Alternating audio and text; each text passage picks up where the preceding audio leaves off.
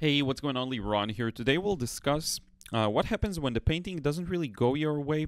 And it's really interesting to see because sometimes a painting will start in a very promising way and the process will look very not only achievable, the result you want, but also you feel like you do have a vision for it, and things take a detour or don't work out immediately. So, this especially, I want you to pay attention to the water and how much work it took to get them to work and feel. To me, I was just trying to match the color, honestly, and I was having a bit of a trouble with that. So I'm starting with the drawing.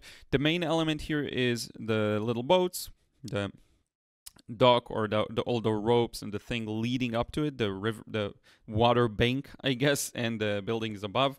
The original reference photo is larger. I cropped it. And then I also didn't like the fact that it ends with rocks down below, so I removed these rocks. It's water all the way to the bottom. You'll see in a couple of minutes. As for the drawing, can't really say much in addition to all the drawing videos I already did. Just following the shapes I see, basically following the contrast. Where there's light, there's light shapes and dark shapes. I'm just showing them. Now, I am starting to work with the buildings by working on just the dark areas. Now, the fun part about this is as long as they're closed off, like you see here, you have the ability to continually work at them. Okay, now, sometimes, in the past, I would be completely honest with you, in the past, these types of processes that have a lot of sharp contrasts and highlighted areas that are almost white, they used to inspire me a lot. But with time, I find them less and less inspiring. I don't know why. Doesn't matter why. It's just, I guess, a natural progression of where I'm trying to go with my work.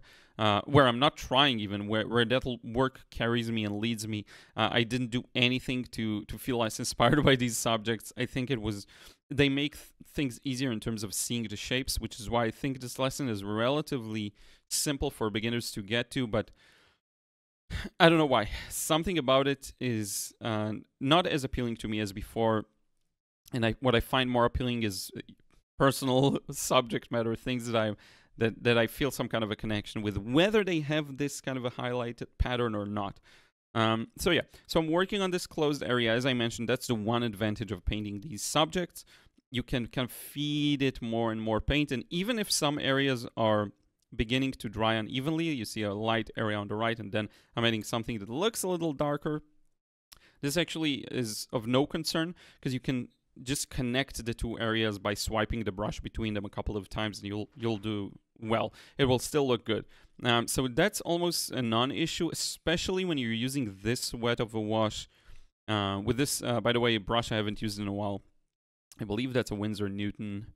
Forgot the series, but it's a nice soft brush. I painted actually Santa Claus with it, which, by the way, you'll see this video is sponsored by my own gallery. More on that later. Ruth has left the room. So you see I'm connecting all the shapes together.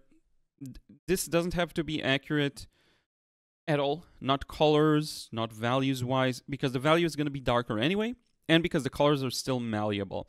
The thing is, the more I test out different processes of going with multiple glazes, with single glazes, more a la prima direct approach, and then more of a gradual glaze-based approach.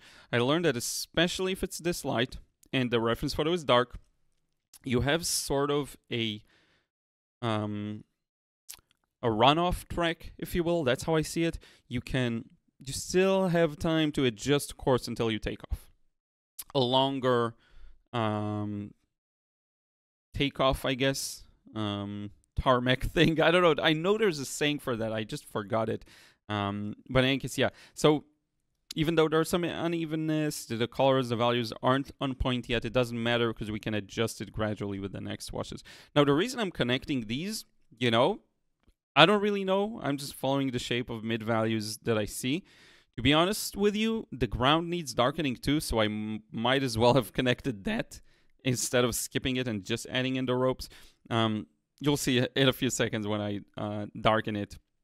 But this process has gone through such a weird, bizarre evolution where I think something is right, it's not right, I fix it, it still doesn't look right, I fix it, it still doesn't look right. So the left section there, what you see is this building, right? It's a very blue, strong blue, everyone can look at it and say, okay, this is a blue, right? It's a gray blue. It's still quite a bit of a gray if you look at the grand scheme of things, but it is a blue. And that's something I wanted to show here, especially because it contrasts nicely with all the warmth to the right side.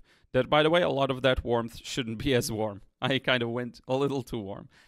Now, this is something that concerns a lot of people, whether these two washes are going to touch and what will happen. In my experience, just do the thing you have to do to tell your story. Don't even worry about the timing.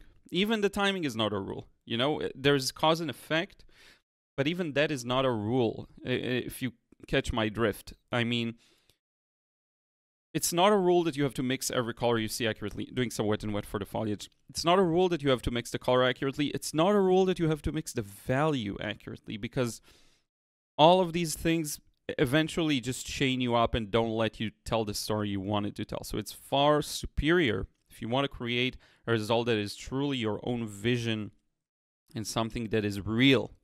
It's not just an imitation of a photo.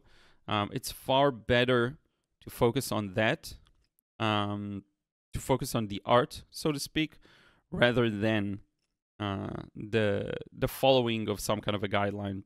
I know it's very counterintuitive. I know people don't like that idea. I'm not here to convince you to like the idea. I'm just stating it as a fact from my experience. I'm not trying to convince you of anything. Now, at this point, little innocently Liron thinks this is, wow, this is pretty strong for the water. It's going to be fine. It's going to look good. It's the right color. It's none of those. And it's not that, again, not that I had to mix the right color in at any point. I just really liked the way the water looked. I was trying to create that impression. So you'll see. Now, the colors, I always get asked about it, so I will put in the description box. You will see a scan of my palette. I'll actually make it a permanent link. I keep forgetting, but this time I'll remember. You'll see the palette there. All the colors, just know that the colors are very inconsequential, actually, because you can mix a very similar color with multiple blues, multiple yellows, multiple reds. It's in that last 10% of accuracy where you won't be able to necessarily reach it with any color mix, any pool of tubes that you have, basically. And that is okay. There's nothing, again, there's nothing that is a rule about mixing the right color. In fact, if you always focus on mixing the right color, you'll lose track of the things that actually interest you about the scene. Not necessarily. Go ahead and test it out on your own. You may be that rare person who can do it all, and that is fine if you can do it all. If you want to mix the dead-on accurate color and the right value and everything, the first go, if that's the thing that you're passionate about, go ahead. I just see a lot of people that think that's what they want, where they're not really passionate about that. They're more passionate about something else. That's the whole point. It's not a rule to follow not to mix the accurate color. You see where I'm going with this? Anything I will tell you that you should do, any tip, any advice, is going to be a half a lie, because there's always the counter advice. The exact opposite on the wheel of advice, so to speak, will still be relevant, will still be true as well. So none of it is true and none of it is a lie, basically. It's just how things are. So now I'm starting to get the shadows on the boats, and that is a big indicator for me that, and you'll see I'm adding kind of details in and all sorts of things, but as soon as these darks hit, it's very clear that the water not only needs to be darker, that's, I think you can tell, but it's more about they need adjustment. They don't feel like a part of the painting. You'll see this in a couple of seconds. Now, my approach with these details is I delegate it to my subconscious. I just let myself put in different shapes here and there. If I really want to recreate it, can I think about it and make it better? Yes, I can. I often don't really care, for the simple reason that from afar, as an entire composition, no one will notice if I wing it. And in fact, I enjoy winging it more. That could be even a better explanation. Now look at how this blue merges with the black. I like these kinds of transitions. I really enjoy them. A lot of it is personal taste, you know. For a painting to look great, it takes something special. And I find this over and over again with my paintings. Whenever I think I have something, but then I lose track of it, and then I find it back and back again. And it's just a mysterious process. Not every painting is going to work, even if everything looks like it's stacked in your favor. Sometimes things will look hopeless and everything will work out perfectly. Now, it's not random. I don't think it's random. There is an underlying logic to it. And I think it is how much can you connect to the real thing you're seeing there. And sometimes even when you think you're connected to it, you're not. And there's nothing wrong with that. Again, it's all about that experimentation. That's the only way for me, at least, to find out where that is. Now, look at how, obviously, the water is in dire need of darkening. So I'm going and darkening it. But here's where I'm a little off course, because I will darken it, but it's still going to look a little off colors-wise, temperature-wise, not the thing I want. The water is still kind of wet over there, by the way. But I'm going for it. I'm going for it, because sometimes I lose patience in a good way, and I'm like, okay, I just need to get it right this time, even though I haven't. Not yet. But yeah, I'm just connecting it to the shadow. The fact that the boat's details are still wet is actually in my favor. That's something that is going to help me, because I'm adding even water. You can see here I'm adding more clear water, because it means I'm gonna get something that it's almost as if I painted the water and the shadow under the boats together. So often you see someone putting in the water and then adding the shadow between the boat and the water. I went the other way around. I put the shadow, then merged it with the water. No right or wrong. Again, I'm exploring just like you explore. I'm uncertain of a lot of things just like you are. But yeah, so this is the mid wash that turns this into a bit of a darker value that makes more sense. It still does not match the color that I had in mind. It's quite similar to what you're seeing on the left. So this is another step along the way to get us there, if that makes sense. And now it's time for a little ad break. So this video is sponsored by my own gallery, my own paintings. I have a 15% off the entire gallery Christmas special Christmas sale. It's going to end soon. It's leading up to Christmas Eve and maybe a day after. I'm not sure. Don't catch me on that. But you can still, at the time of releasing this video, get 15% off your order. Check it out if you appreciate my work, and if there is a painting of mine that you've been coveting, now is the time, either for yourself or as a gift for someone you love. Thank you so much for checking it out. Let's get back to the process. So we're going to continue this wash. Thank you so much for checking out my paintings. And you see I'm starting to increase the blue down below, and then it gives me a hint, that's the blue I'm after. And so it's okay. It started a bit yellow. If you look at the actual shoreline, it is that yellowy gold kind of gray, green, whatever that is. But I went way too far with it, and that's something I'll fix next. But while the water is still wet, I'm bringing back some of the shadows. I told you the painting is a murky affair. It's a messy process. It is. Could I have done all of this more effectively? Yes, but that's just the way I discovered it, the process as I was working on it. Again, some paintings of mine that work that way, that I'm doing something, then doing something else, and then I realize, oh, I could have done this way more effectively. It happens so many times, and still the painting can end up like a masterpiece. This is not one of those examples, but still the painting can end up like a masterpiece because reasons. So it's almost like being agnostic to what you see on paper and just going with it.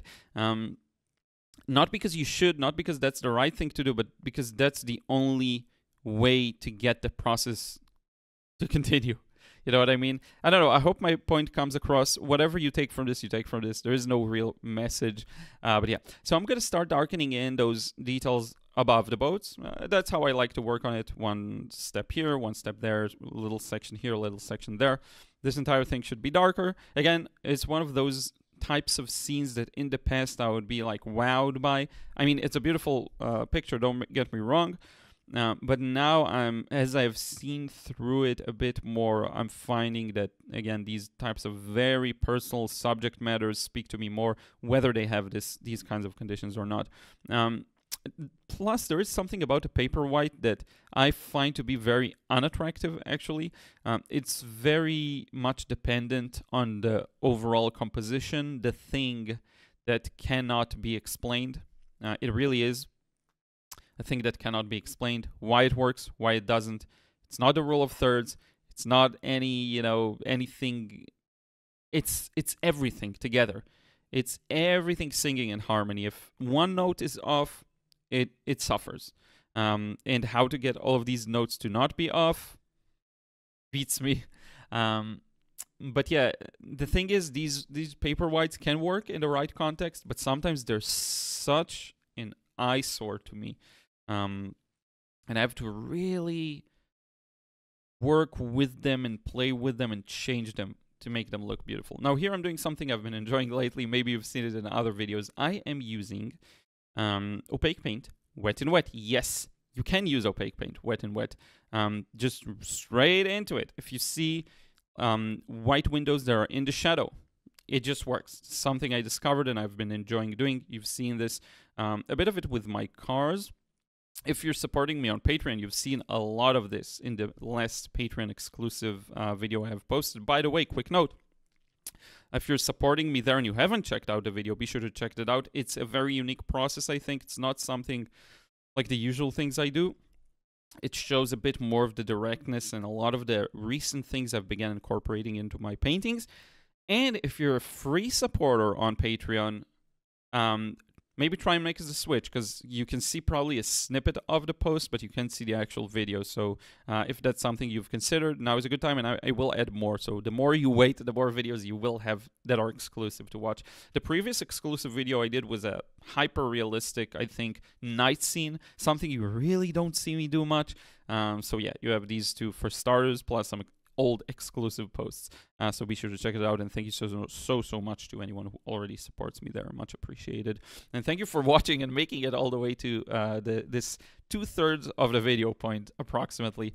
So yeah, told you the paper white, it's an eyesore. This shouldn't be a paper white, by the way. All of these stones, the rubble, whatever it is, could I have merged it with the wash of the walls? Yes. Why haven't I done so? Because I wasn't on it. I wasn't paying attention. I didn't, whatever. Okay. Now I'm gonna use a very unique mix here. Let's see how this works out, because I need to push this yellow to be more on the green side. So right now I added something that is almost like a phthalo green mixed with a little bit of my orange there. And I'm really playing it by ear. So sometimes I find, and I'm going over the sides of the boats too to kind of merge it together. Sometimes I find it very challenging to mix the accurate color. I'll be honest with you, still 8 years into watercolor, and still I find that challenging often. And what almost solves this problem for me is to play it by ear. I don't know why, when I let instinct take over, it knows what colors to use. It knows how to merge everything together. It just works much better. I don't know exactly what kind of strange alchemy goes on there. But it does, and you will see this in this wash. So what I'm lacking here is a bit of blue, so probably more cobalt blue into the mix. I actually added it, but I cut out some of the mixing. Plus, you could argue that a bit darker still, but I think in the grand scheme of the painting, this is dark enough. Again, it's all contextual. Everything is contextual to everything. Everything is, again, why does the composition work? Because everything works. Every single thing works. Not only the values, not only the colors, not only the shapes, but also the idea, also the way you put in the lines, the way you paint the washes, the timing, everything has to sing in harmony. In a way, whenever a painting works out just perfect, it is kind of a miracle when you think about it. And it really shows that you've been very immersed into the process. It's almost a miracle when everything does work in that regard. So whether you take that as an encouraging message or a discouraging message, I can't control that, but I don't think it's either. I don't think it's either of these. It's just the way it is. Now, adding these chimneys, this is good fun for me because so far the painting has been a bit of a struggle, and with these, it's quite easy to just put these dark shapes in. This is really the simplest form of drawing, if you will. Now, what I like to do is place them in and then place the shadows together.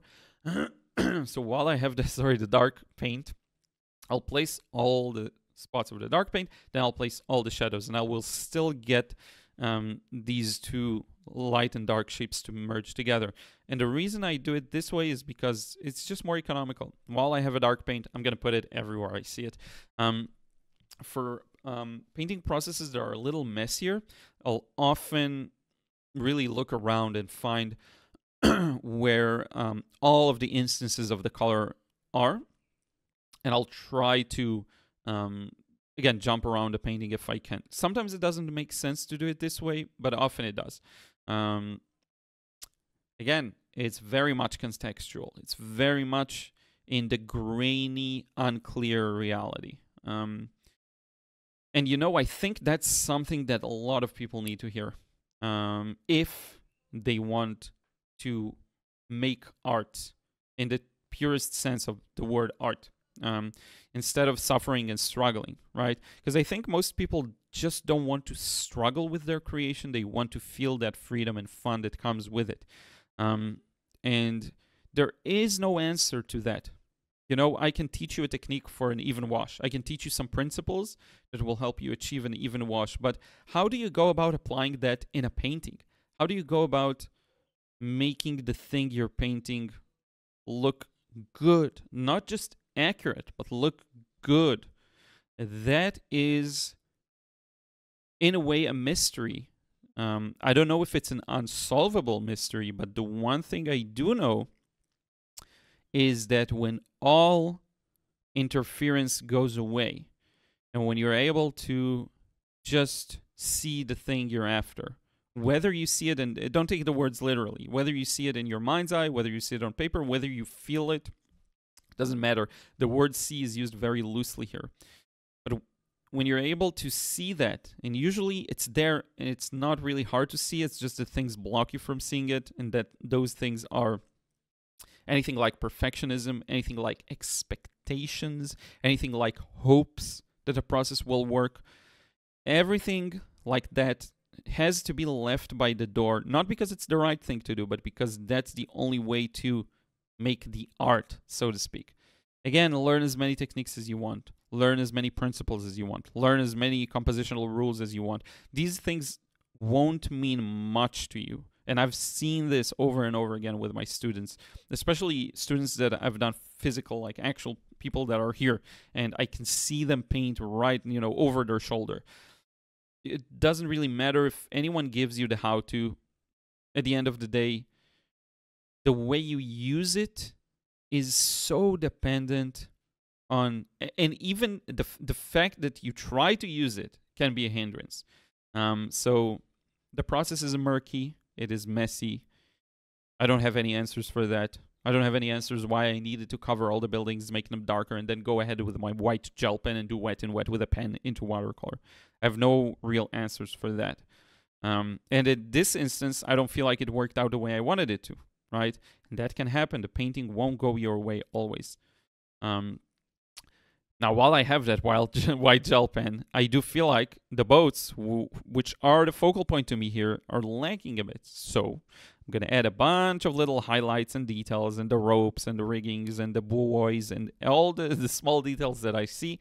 This is a great opportunity to add just to bring back the focus to them. The houses are almost secondary. I want people to first look at the boats, then look at the houses. Did I have that conscious thought from the beginning of the painting? I don't know. Am I calculating how many details are here versus there? Not really. Just going with whatever feels right at the moment. These kinds of details I love. I love these highlights around the edge of the not highlights, shadows around the sides of the boat. Not really shadows. It's a paint job. They paint the strip of the edge of the boat. I think that looks wonderful, and it's something I enjoy showing. Now, when you do see the end result scanned, it will look a little better. And the painting itself, the real-life version, looks a little more on point, I have to be honest with you. But I did want to show you this process, It's just a lot of exploration. If I end up painting this one again, I'm going to work so differently at it. It will probably end up being significantly different. I don't know, even the composition probably will change, even the things I focus on. You know, sometimes something is just isn't as attractive for you to paint in its current constellation. I may, if I do another go at it, just zoom in on the boats, barely show anything else. Sometimes leaving something fully out of the scene is the way to tell your story. Now, if you look under the boats, there's something interesting going on. There is a bit of a highlight. It's a reflection, I think, of the sunlight that's coming from the front. And it's congregating at this point in the water, but the shadows of the boats obstruct it. So you noticed I put a bit of a pencil mark there to show where that edge of the boats is, so that it feels like they're casting a shadow, and where that shadow is, these highlights stop.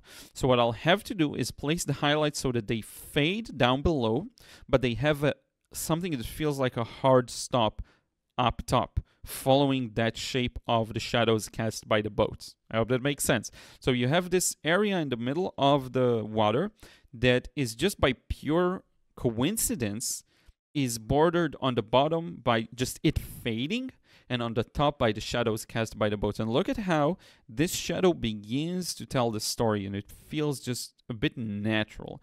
As soon as I put these in, I think it took this painting from, I don't know what it is now, for a 6 to a 7, whatever, from a 5 to a 6. I'm not sure. Of course, I'm being a little cynical here, but you get my point. But yeah, as soon as we'll zoom out a bit, look at the final result, it'll make much more sense. I usually go a little more aggressive with the white paint at the end there.